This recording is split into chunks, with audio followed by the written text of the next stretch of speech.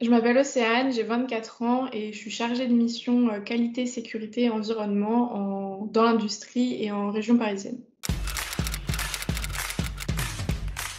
J'ai fait une seconde générale, puis un bac technologique, sciences technologiques de laboratoire, donc STL, où j'avais 12 heures de TP à peu près par semaine. Ensuite, j'ai fait un DUT, donc diplôme universitaire technologique de mesures physiques à Paris Diderot. Donc là, c'était beaucoup de chimie, électronique, physique. Et là, c'était 4 heures de TP par jour. Donc c'est bien parce qu'on manipule beaucoup. Ensuite, j'ai fait une licence pro en métrologie et qualité, toujours à Paris Diderot. Et donc là, licence professionnelle, ça veut dire que j'ai commencé à travailler, donc à être en alternance. La métrologie, c'est tout ce qui est gestion des appareils de mesure. Donc par exemple, les balances pour que ce soit bien à zéro, que 1 kg, ça fasse bien 1 kg. Ça, c'est un exemple facile.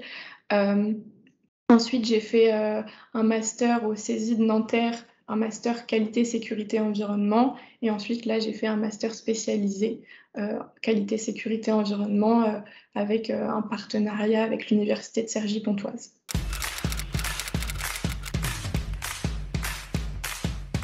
Aujourd'hui, je travaille chez Saint-Gobain, donc ça a été ma dernière alternance et l'avantage de l'alternance aussi souvent, c'est que quand on est formé dans une entreprise, elle peut nous proposer, un job à la suite et du coup, c'est mon cas. Donc je travaille chez Saint-Gobain, j'étais en alternance et je vais poursuivre l'aventure, chez eux en tant que salariée, à temps complet.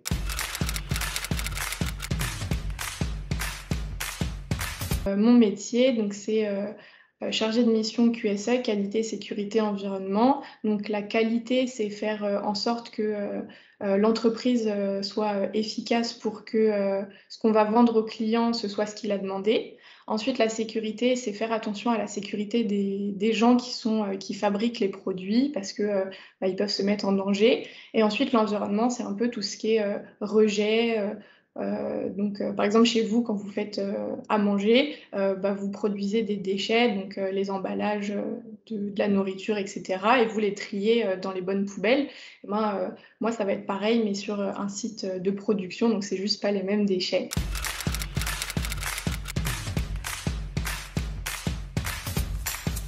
Un projet cool sur lequel j'ai pu travailler, c'est un jeu où on va essayer, où le joueur doit essayer d'identifier des situations dangereuses, donc par exemple des outils qui traînent par terre où on pourrait trébucher et tomber, et tout ça avec un casque de réalité virtuelle. Du coup, c'était un projet assez cool. Moi, j'ai cherché les situations qui pourraient arriver, et du coup, on était sur une grosse ligne de production à essayer de trouver des situations dangereuses.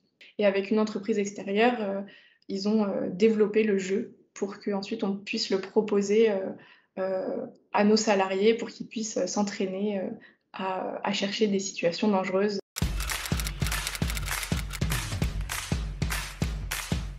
Au niveau du salaire, je vous parlais du salaire quand on est alternant, parce que quand on est en alternance, on est payé et ça, il faut le savoir. Donc quand on commence un stage, souvent on commence vers les 500 € et puis on monte progressivement, jusqu'à, 700, 1000, 1 500. Et donc ça, c'est en fonction du nombre d'années d'alternance et de l'âge qu'on a. Donc il y a des grilles, pour savoir. Et ensuite, faut aussi savoir que quand on est en alternance, c'est, l'entreprise qui prend en charge les frais de scolarité. Donc quand on est à la fac, ça va, c'est pas trop cher, mais quand on veut faire une école d'ingénieur, par exemple, où ça va être 8 000 € l'année, et ben là, c'est l'entreprise qui va tout payer.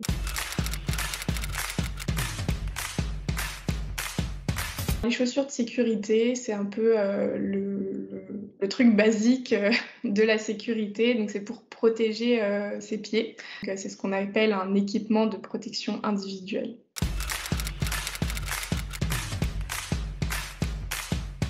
Pour exercer ce métier, il faut être, curieux, donc faut tout le temps essayer de chercher à comprendre ce que l'autre y fait, son travail ou pourquoi, quand il y a des événements qui sont survenus, pourquoi ça s'est passé comme ça, pour trouver des solutions derrière.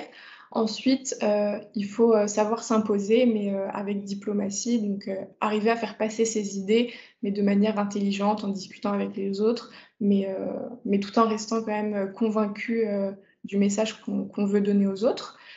Et ensuite, il faut être force de proposition. Donc ça, c'est un mot que vous allez beaucoup entendre dans votre avenir professionnel. Être force de proposition, c'est pas hésiter à proposer des idées.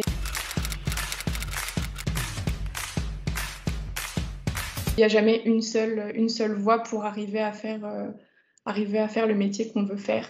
Donc on a le droit de se tromper, de recommencer et l'alternance, ça permet aussi ça, ça permet de tout de suite voir si, ce qu'on fait, on aime et on veut faire ça plus tard.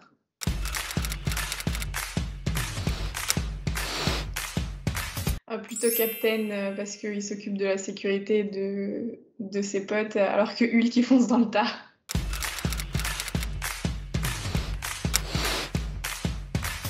Basket évidemment pour le style.